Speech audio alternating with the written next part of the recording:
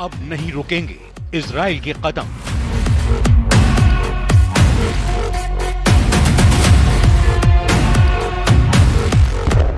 दुश्मनों का निकलेगा दम।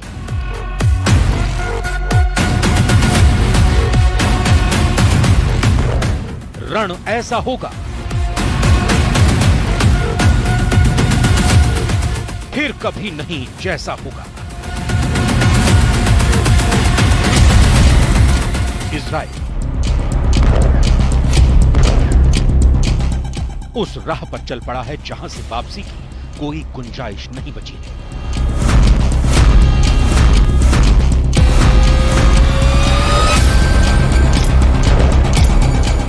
इसीलिए दुनिया भर में अपने खिलाफ बढ़ते आक्रोश की भी उसे परवाह नहीं है। आपकी टीवी स्क्रीन पर नजर आ रही तस्वीरें उस अमेरिका से आई हैं जिसे दुनिया इजराइल का सरपरस्त समझती रही है।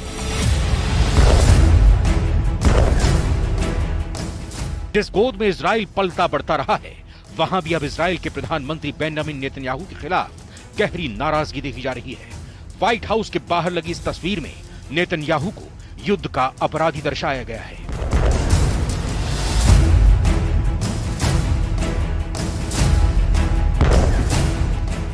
लेबनान और गजा में मानवता को लहूलुहान करने का अपराधी बताया गया है।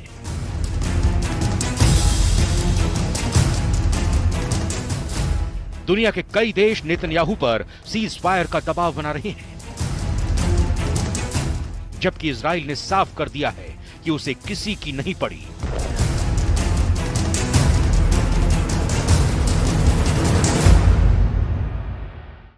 यानी उस पर किसी दबाव का कोई असर नहीं होने वाला है।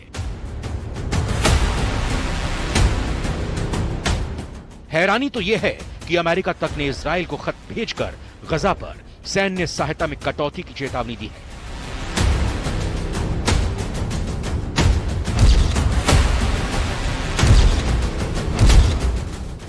पत्र में चेतावनी दी गई है कि अगर 30 दिन के भीतर गजा में मानवीय आपूर्ति का प्रवाह नहीं बढ़ाया गया तो इजराइल सैन्य सहायता खो सकता है।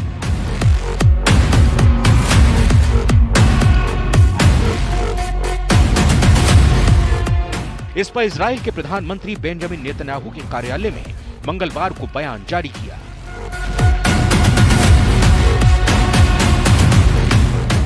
इसमें कहा गया है कि इजराइल संयुक्त राज्य अमेरिका की राय की अनदेखी नहीं करता, पर अंतिम निर्णय अपने राष्ट्रीय हितों के आधार पर लेता है।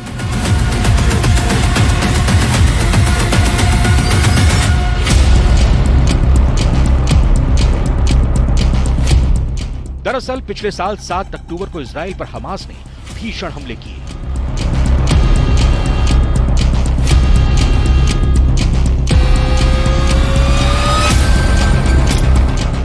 बारह सौ इजराइलों की एक दिन में हत्या होलोकॉस्ट के बाद यहूदी इतिहास की सबसे पुरानी यादों में दर्ज हो गया।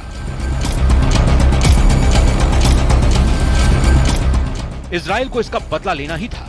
इजराइल ने 8 अक्टूबर से हमास के खिलाफ गजा में जंग का जो ऐलान किया वो आज भी जारी है।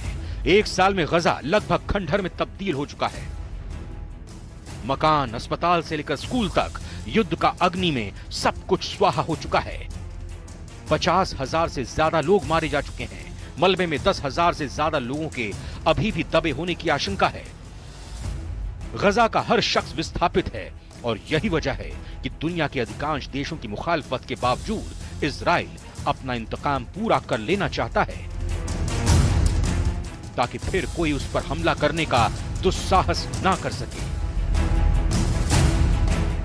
वो न सिर्फ हिजबुल्लाह और हमास जैसे अपने दुश्मनों को सबक सिखाना चाहता है, बल्कि वो चाहता है कि उसके सिखाए सबक से न सिर्फ दुश्मन बल्कि उसकी आने वाली पीढ़ियां भी इजराइल पर हमला करने का सपना न देख सके।